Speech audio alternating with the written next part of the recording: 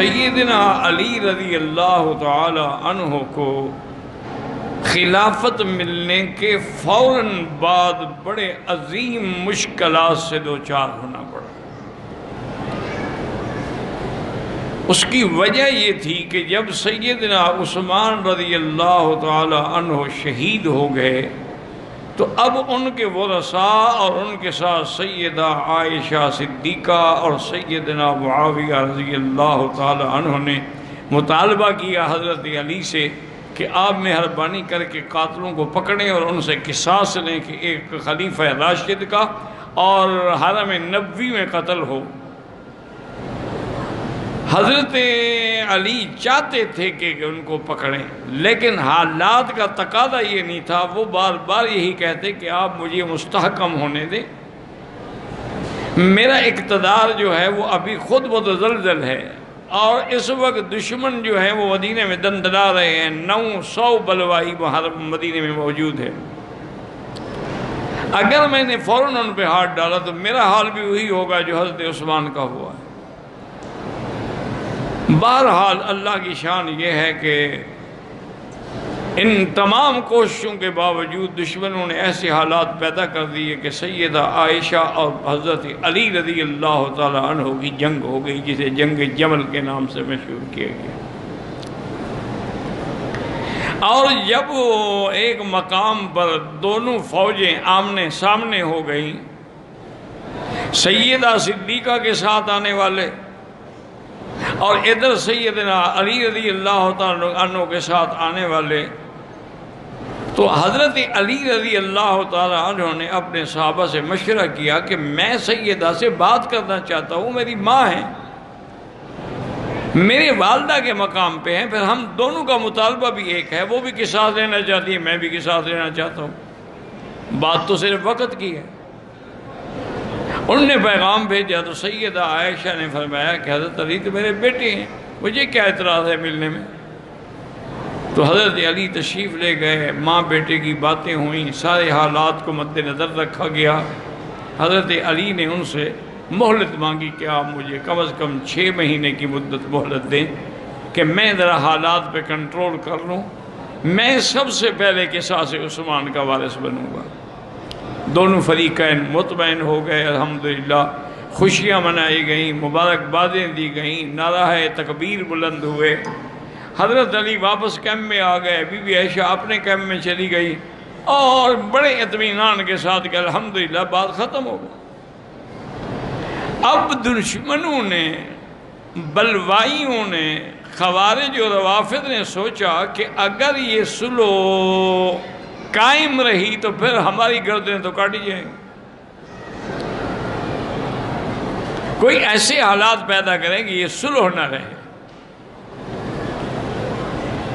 انہوں نے یہ کیا کہ کچھ لوگ تیار کیے کہ تم حضرت سیدہ عائشہ کے کیمپ پہ حملہ کرو اور کہو کہ حضرت علی کی فوج نے حملہ کر دیا، اور ایک گروہ کو تیار کیا کہ تم حضرت علی کی فوج پہ حملہ کہو کہ بی بی عائشہ کی فوج نے حملہ کر دیا۔ اب رات کی اندھیری تھی، لوگ سوئے ہوئے تھے، اور چند آدمی جو ہے یہ نعرہ لگاتے ہوئے بی بی عائشہ کے کیمپ میں ٹوٹ پڑے، اور چند آدمی حضرت علی کے کیمپ پہ ٹوٹ پڑے۔ دونوں صحابہ بیدار ہوئے، بیدار ہوتے ہوتے تلواریں چل پڑیں جس میں ہزاروں صحابہ شہید ہوئے۔ تو اس میں نہ سیدہ عائشہ کا قصور تھا اور نہ سیدنا علی رضی اللہ تعالی عنہ کا قصور تھا۔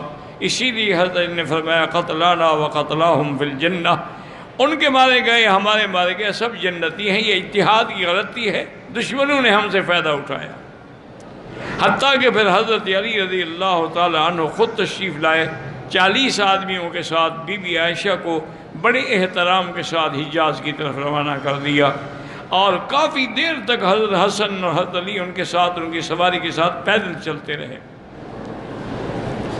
لیکن جو ہونا تھا مقدر میں وہ تو ہو گیا۔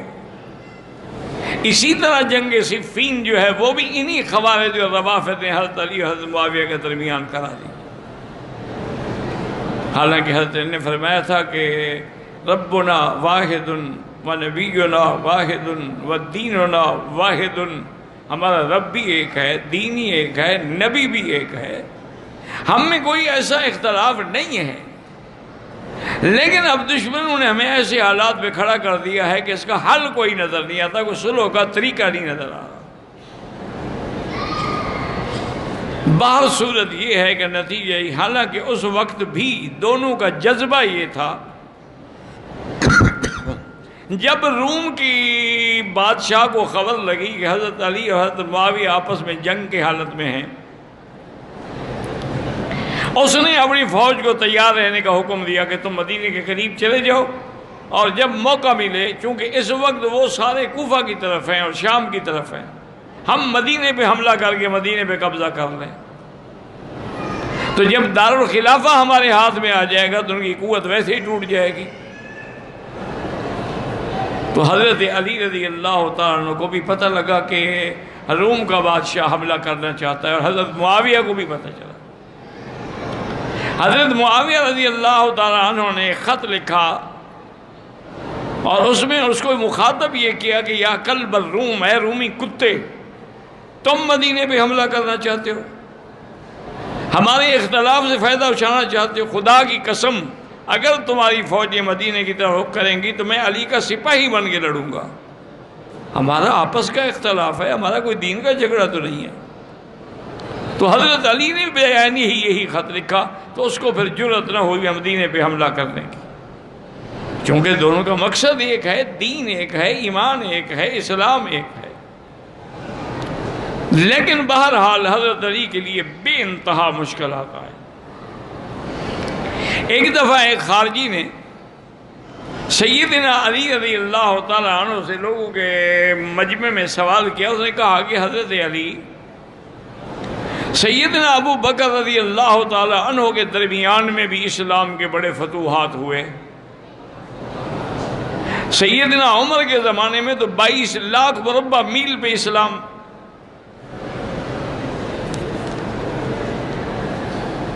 22 لاکھ مربع میل پہ اسلام پھیل گیا، اور سیدنا عثمان جیسے نرم دل آدمی کے زمانے میں بھی 44 لاکھ مربع میل پہ اسلام پھیلا، اور انطاکیہ سے اور شام سے لے کر کابل تک کے ملک فتح ہو گئے، لیکن آپ جب سے خلیفہ بنے ہیں ایک چھوٹی سی بستی بھی فتح نہیں ہوئی، بلکہ آپ نے دارالخلافہ بھی مدینہ کو تبدیل کر کے کوفے میں بنا دیا۔ حضرت نے فرمایا بات سنو، اگر سمجھنا چاہتے ہو اور اگر ضد ہے، اناد ہے، معاند ہو، سائل نہیں ہو تو جاؤ، پھر دفع ہو جاؤ۔ اور انہوں نے کہا نہیں جی میں تو سمجھنا چاہتا ہوں۔ آپ نے فرمایا بات سنو، دارالخلافہ میں نے اس لیے تبدیل کیا کہ حضرت عثمان مدینے میں شہید ہوئے ہیں، اب میں نہیں چاہتا تھا کہ دوبارہ مدینہ رسول میں جنگ ہو، اس لیے میں نے اپنا دارالخلافہ کوفے منتقل کر دیا کہ اگر دشمن میرے ساتھ لڑیں گے تو کوفے میں لڑیں گے، مدینے میں تو نہیں لڑیں گے نا۔ وہ تو میں نے مدینہ پاک کے حرم کی حرمت اور عزت اور احترام کے لیے تبدیل کیا۔ باقی یہ بات کہ میرے دور میں فتح کوئی نہیں ہوئی، اس کی وجہ یہ ہے کہ جب ابو بکر، عمر، عثمان خلیفہ تھے تو وزیر علی تھا، اور جب میں خلیفہ بن گیا تو تم جیسے وزیر بن گیا، تو فتح کیسے ہو سکتی ہے، فتوحات کیسے ہو سکتی ہے؟ تو حضرت علی رضی اللہ عنہ کہ اللہ نے ان کو بڑی فقاہت، یعنی آپ فقیہ بھی تھے، ادیب بھی تھے، نحوی بھی تھے، صرفی بھی تھے، اور تصوف کے بھی تمام سلاسل کے امام تھے۔ اتنا بڑا مقام اللہ نے حضرت علی کو عطا فرمایا تھا۔ ایک دفعہ حضرت حذیفہ بن الیمان رضی اللہ تعالی عنہ حضرت عمر پہ گزرے سلام کیا، حضرت عمر نے پوچھا کیا حال ہے حذیفہ؟ انہوں نے کہا کیا پوچھتے ہو؟ میں فتنے سے محبت کرتا ہوں، یقین سے نفرت کرتا ہوں، جو چیز تخلیق ہی نہیں ہوئی، پیدا ہی نہیں ہوئی، اس پر میں ایمان لاتا ہوں، اور اس کے بعد یہ ہے کہ میں بغیر وضو کے بھی صلاۃ پڑھتا ہوں، اور میرے پاس جو چیز ہے وہ اللہ کے پاس بھی نہیں ہے۔ حضرت عمر تو حیران ہو گئے، پریشان ہو گئے کہ حذیفہ بن الیمان جیسا صحابی یہ باتیں کر رہا ہے، اللہ فتنے سے بچائے، وہ کہتا ہے میں فتنے سے محبت کرتا ہوں۔ حضرت علی گزرے، دیکھا کہ حضرت عمر پریشان، پوچھا کیا بات ہے؟ انہوں نے کہا کیا کہتے ہو؟ ابھی حذیفہ گئے ہیں اور انہوں نے کہا کہ میں فتنے سے محبت کرتا ہوں۔ حضرت علی مسکرائے، فرمایا انہوں نے ٹھیک ہی تو کہا ہے، اللہ نے قرآن میں نہیں فرمایا انما اموالکم و اولادکم فتنہ، تمہارے مال اور اولاد تمہارے لیے فتنہ ہے؟ تو اولاد سے کون محبت نہیں کرتا، مال سے کون محبت نہیں کرتا؟ انہوں نے کوئی بات غلط تو نہیں کی۔ انہوں نے کہا وہ کہتے کہ یقین سے میں نفرت کرتا ہوں۔ انہوں نے کہا جی ٹھیک ہے، یقین سے آپ بھی سب نفرت کرتے، یقین موت کو کہتے ہیں، وَاعْبُدْ رَبَّكَ حَتَّىٰ يَأْتِيَكَ الْيَقِينُ۔ کون موت کو پسند کرتا ہے؟ موت کو پسند کرے تو لاکھوں روپے علاج پہ خرچ کر دے، تو موت سے تو سب نفرت کرتے ہیں۔ انہوں نے کوئی بات غلط تو نہیں کی۔ انہوں نے کہا وہ نے ایک تیسری بات بھی کی کہ جو چیز پیدا نہیں ہوئی میرا اس پر بھی ایمان ہے، تخلیق نہیں ہوئی۔ انہوں نے کہا بالکل ٹھیک کہا، قرآن مخلوق نہیں ہے، اس کا قرآن پر ایمان ہے۔ قرآن تو اللہ کا کلام ہے نا، قرآن مخلوق تھوڑا ہے، وہ تو خالق کا کلام ہے۔ انہوں نے کہا ہاں یہ بات تو ٹھیک ہے۔ انہوں نے کہا اس نے کہا کہ میں بغیر وضو کے صلاۃ پڑھتا ہوں۔ اللہ کے بندے، صلاۃ کا معنی صرف نماز تو نہیں، درود بھی تو ہے نا، تو بغیر وضو کے درود پڑھتے ہوں گے تو اس میں کوئی منع تو نہیں ہے، بغیر وضو کے درود آدمی پڑھ سکتا ہے۔ انہوں نے کہا ہاں یہ بات بھی۔ انہوں نے کہا اچھا آخری بات تو بڑی خطرناک ہے کہ میرے پاس جو کچھ ہے وہ خدا کے پاس نہیں ہے۔ انہوں نے کہا ٹھیک ہے تو کہا ہے اس نے کہ ہمارے پاس بیوی بچے ہیں، خدا کے بیوی بچے ہیں۔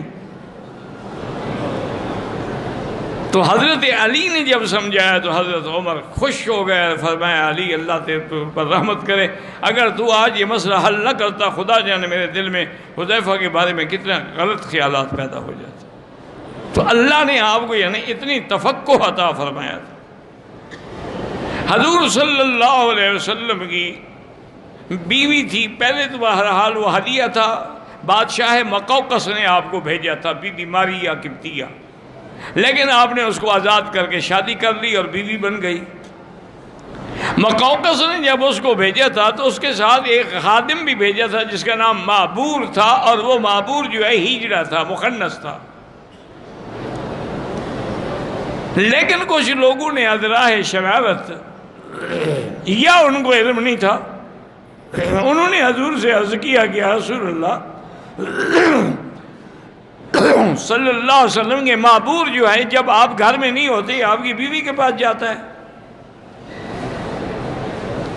یہ بات تو ناقابل برداشت ہے۔ حضور نے حضرت علی کو فرمایا کہ آؤ جا کے تلاش کرو معبور کو، جہاں ملے فقتل ہو، قتل کر دو اس کو، نبی کے گھر میں جاتا ہے۔ حضرت علی تلوار لے کے چل پڑے، خدا کی شان نے ڈھونڈتے ڈھونڈتے ایک انصاری کے باغ میں آئے تو وہ کنویں کے منڈیر ہوتی ہے نا، اس کنویں کی منڈیر پر بیچارہ بیٹھا ہوا تھا۔ تو حضرت علی نے کہا کہ یا عدو اللہ، تلوار نکال، فرمایا عدو اللہ کے دشمن، نبی کے گھر جاتے ہو، تیار ہو جاؤ مرنے کے لیے۔ وہ ڈر کے مارے گر گیا۔ وہ جب گرا تو اس کی چادر کھل گئی، حضرت نے دیکھا وہ تو مرد ہی نہیں ہے، وہ تو بیچارہ ہیجڑا ہے۔ حضرت نے فرمایا اچھا جاؤ اٹھ کے بھاگ جاؤ۔ واپس آئے، حضور نے فرمایا ہاں حل قتلتہ، قتل کر دیا؟ انہوں نے کہا یا رسول اللہ قتل کرنا تھا اس لیے کہ نعوذ باللہ وہ آپ کے گھر میں خیانت کرے، وہ تو مرد ہی نہیں ہے بیچارہ۔ اور انہوں نے فرمایا احسنت، یری الشاہد ما لا یری الغائب، جو آدمی آنکھوں سے دیکھتا ہے وہ تو نہیں، جو نہیں دیکھتا وہ برابر تو نہیں ہوتے نا، آپ نے دیکھ لیا آپ کو تسلی ہو گئی۔ تو حضرت علی کے فیصلے کو حضور نے تسلیم کیا۔ اسی طرح ایک عورت سے زنا ہوا۔ اس زمانے کے لوگ تھے نا، اگر گناہ ہو جائے وہ کہتے تھے دنیا میں سزا مل جائے لیکن اللہ ہمیں آخرت کی سزا سے بچا دے۔ اس نے اعتراف زنا کیا، حضور نے حکم دیا علی کہ جاؤ اور اس کو کوڑے لگاؤ۔ حضرت علی فرماتے ہیں میں آیا تو یہ نفست، وہ تو بچہ پیدا ہوا تھا اسی دن اس کا، تو میں نے کہا کہ اس کو نفاس میں کوڑے ماروں گا تو مر جائے گی، یہ ابھی ابھی اس کا بچہ پیدا ہوا ہے، بلیڈنگ ہو رہی ہے، خون میں بھری پڑی ہے، پھر میں اس کو کوڑے ماروں؟ اور نے کہا اچھا ٹھیک ہے بعد میں رجم جاری کروں گا۔ واپس آئے، حضور نے فرمایا ہاں ماذا فعلت؟ انہوں نے کہا یا رسول اللہ یہ نفس، بچہ پیدا ہوا ہے، میں کیسے مارتا اس کو؟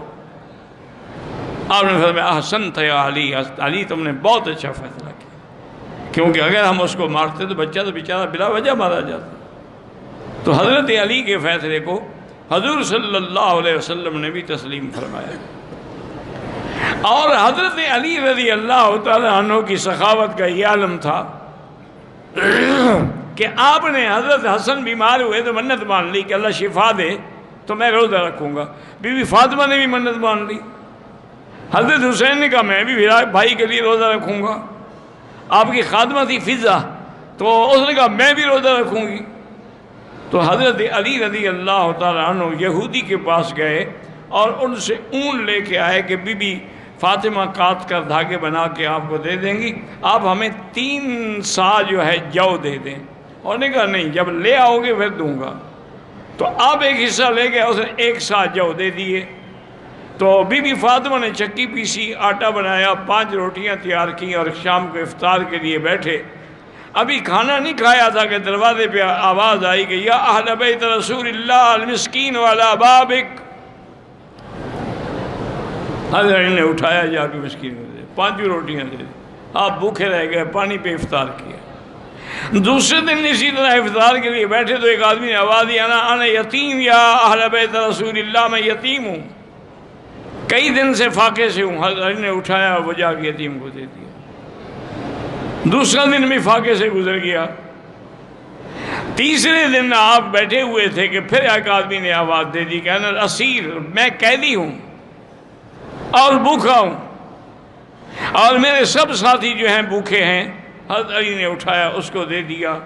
اب عالم یہ تھا کہ جب حضور تشریف لائے, حضور فرماتے ہیں کہ بی بی فاطمہ کا پیٹ جو ہے نا کمر سے لگ چکا تھا بھوک سے, اور حضرت حسین ایسے تھے جیسے بے ہوش ہوں, اور فضہ جو تھی خادمہ اس کا عالم بھی یہی تھا. ابھی حضور پریشان ہو رہے تھے کہ اللہ نے قرآن کی یہ آیات نازل کی وَيُطْعِمُونَ الطَّعَامَ عَلَىٰ حُبِّهِ مِسْكِينًا وَيَتِيمًا وَأَسِيرًا. یہ لوگ باوجود اپنی غرض ہونے کے, محبت ہونے کے, طعام اٹھا کے مسکین کو, قیدی کو, یتیم کو دے دیتی ہیں, اور ان کی غرض کوئی نہیں. انما نطعمکم لوجہ اللہ, اللہ کی رضا کے, لا نرید منکم جزاء ولا شکورا, ہمیں کوئی بدلہ نہیں چاہیے, ہم اپنا بدلہ اللہ سے لیں گے. تو جب یہ آیات نازل ہوئیں تو آپ کی تسلی ہوئی. اللہ کی شان ہے کہ اسی رات کو, مگر عشاء کی نماز کے بعد حضور جب مسجد سے نکلے, اب حضرت علی اتنے کمزور ہیں بھوک کی وجہ سے کہ چل نہیں سکتے.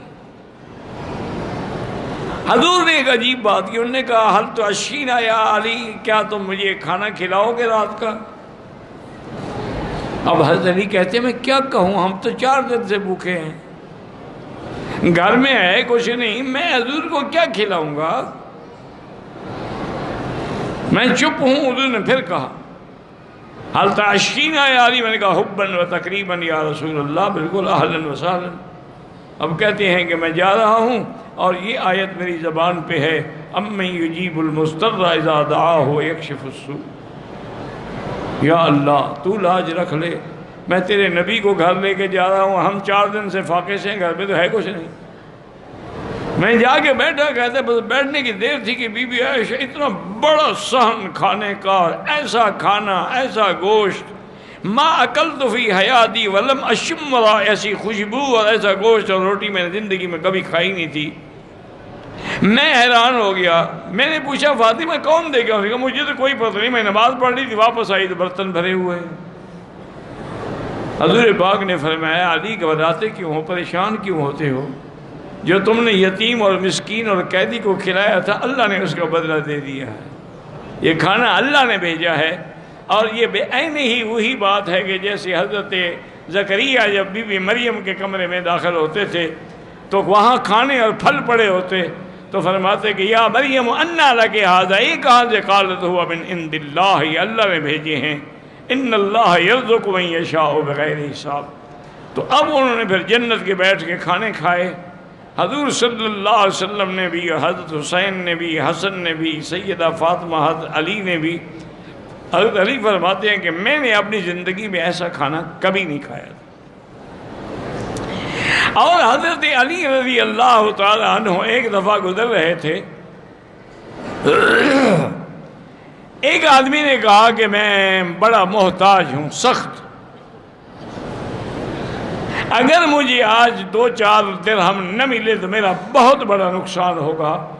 حضرت نے فرمایا حسن سے کہ جاؤ اپنی اماں سے کہو کہ وہ 6 درہم میں نے جو امانت رکھوائے تھے نا کسی کام کے لیے وہ دے دو۔ بیوی نے کہا کہ ٹھیک ہے، اب ہم اعتراض کیا کریں، رکھوائے تو انہوں نے کسی اور کام کے لیے تھے۔ انہوں نے کہا والد ہے مانگتے ہیں، انہوں نے کہا دے دو۔ وہ آیا، آپ نے 6 درہم اس کو دے دیے، وہیں بیٹھ گئے۔ تھوڑی دیر گزری، ایک آدمی آیا، اس کے پاس بڑا اچھا اونٹ تھا۔ آپ نے فرمایا کہ کیوں، کہاں لے جاؤ؟ نے کہا میں بیچنا چاہتا ہوں۔ فرمایا کتنے پیسے لوگے؟ اور نے کہا میں 160 درہم لوں گا۔ آپ نے فرمایا تیرا میرا سودا ہو گیا، تھوڑی دیر کے بعد آ کے پیسے لے جانا، اونٹ یہاں باندھ دو۔ اس نے اونٹ باندھ دیا، چلا گیا۔ حضرت علی کا فرمان ہے میرے پیسے تھوڑے ڈوب جائیں گے۔ تھوڑی دیر گزری، ایک اور بندہ گزرا، اس نے دیکھا، اس نے کہا حضرت علی اونٹ بڑا مزیدار ہے، تم بیچنا چاہو تو میں خریدوں گا۔ اور میں اچھا بتاؤ کیا قیمت دو گے؟ اس نے کہا میں 200 درہم دوں گا۔ فرمایا دے دو۔ 200 درہم اس سے لیا، آدمی دوڑایا، جس کے پیسے دینے تھے 160، اس کو 140 تو اس کو دیے، اور 60 درہم گھر بھیج دیے۔ بی بی فاطمہ حیران ہو گئی، میں نے 6 بھیجے تھے درہم، انہوں نے کہا اللہ کا وعدہ نہیں کہ 1 کے 10 ملیں گے، تو ہم نے 6 خیرات کی، اللہ نے ہمیں 60 دے دی ہیں، تو یہ کوئی بڑی بات تو نہیں ہے۔ اسی طرح حضرت علی، جیسے میں نے آپ کو عرض کیا نا، یہ جتنی نحو کے قواعد ہیں یا قرآن پہ اعراب ہیں، ان سب کے اصل جو ہیں وہ حضرت علی ہیں۔ آپ نے اسود دولی کے ذمہ لگایا تھا، نحو کے قاعدے سمجھائے تھے کہ اس طرح قواعد مرتب کرو۔ اس لیے آپ ادیب بھی تھے، ظریف بھی تھے، بلیغ بھی تھے، خطیب بھی تھے۔ ایک دفعہ بیٹھے تھے دوستوں میں کسی نے پوچھا کہ حضرت شادی کے بارے میں آپ کی کیا رائے ہے؟ آپ نے فرمایا سرور و شہر، شادی جو ہے نا 1 مہینے کی خوشی ہوتی ہے۔ اور انہوں نے کہا جی پھر؟ فرمایا لزوم و مہر، پھر مہر دینی پڑتی ہے۔ اور انہوں نے کہا جی اس کے بعد؟ فرمایا قصور و ظہر، پھر کمر ٹوٹ جاتی ہے مقام کر کر کے۔ انہوں نے کہا جی اس کے بعد کیا؟ فرمایا دخول و قبر، پھر بندہ قبر میں چلا جاتا ہے، اور کیا ہوتا ہے؟ تو 4 لفظوں میں جو انہوں نے، اس میں بلاغت بھی ہے، ادب بھی ہے، نحویت بھی ہے، ظرفیت بھی ہے، اور ایسا کلام ہے جو پہلے کسی بندے کے زبان سے نہیں نکلا ہے، اور حقیقت بھی ہے۔ اسی طرح یاد رکھیں کہ سیدنا علی رضی اللہ تعالیٰ عنہ کے بارے میں خوارج کٹھے ہوئے، اور انہوں نے فیصلہ کیا کہ اس وقت دنیا میں طاقتور 3 آدمی ہیں، ایک سیدنا علی ہے، ایک سیدنا معاویہ ہیں، ایک سیدنا عمرو بن العاص ہیں۔ عمرو بن العاص مصر کے گورنر ہیں، حضرت معاویہ شام کے گورنر ہیں، حضرت علی کوفے میں ہیں، خلیفۃ الرسول ہیں۔ انہوں نے کہا کہ ہم ایسا پروگرام بنائیں کہ ان 3 آدمیوں کو ایک ہی دن ایک ہی وقت میں قتل کر دیا جائے۔ اگر یہ تینوں قتل ہو گئے تو اسلام کی طاقت کا بٹھا بیٹھ جائے گا۔ تو اس کام کے لیے 3 آدمی تیار ہوئے۔ عمرو بن تمیمی، اس نے کہا کہ میں تو عمرو بن العاص کو قتل کروں گا۔ ایک کا نام بکر بن غالب تھا، اس نے کہا کہ میں حضرت معاویہ کو قتل کروں گا۔ اور تیسرا تھا عبد الرحمن بن ملجم، اس نے کہا میں حضرت علی کو قتل کروں گا۔ اور پروگرام یہ بنا کہ 17 رمضان المبارک کو صبح کی نماز کے وقت اپنے اپنے مقام پہ تینوں کو شہید کر دیا جائے۔ وہ پروگرام کے مطابق چل پڑے۔ عبد الرحمن میں ملجم آیا کوفے میں، تو راستے میں ایک خارجی کے گھر میں ٹھہرا، اس کی لڑکی پہ عاشق ہو گیا۔ اس سے کہا کہ میں تمہارے عشق میں، اس نے کہا نہیں، میرے عشق کی ایک شرط ہے، میں تمہارے ساتھ شادی تب کروں گی جب حضرت علی کو قتل کر کے آؤ گے۔ انہوں نے کہا اسی لیے تو میں آیا ہوں۔ انہوں نے کہا آنا نہیں، قتل کر کے آؤ گے تو شادی کروں گا۔ اللہ کی شان یہ ہے کہ حضرت عمرو بن العاص تو اس دن صبح کی نماز میں آئے ہی نہیں، کسی اور بندے کو بھیجا، وہ شہید ہو گیا بیچارہ۔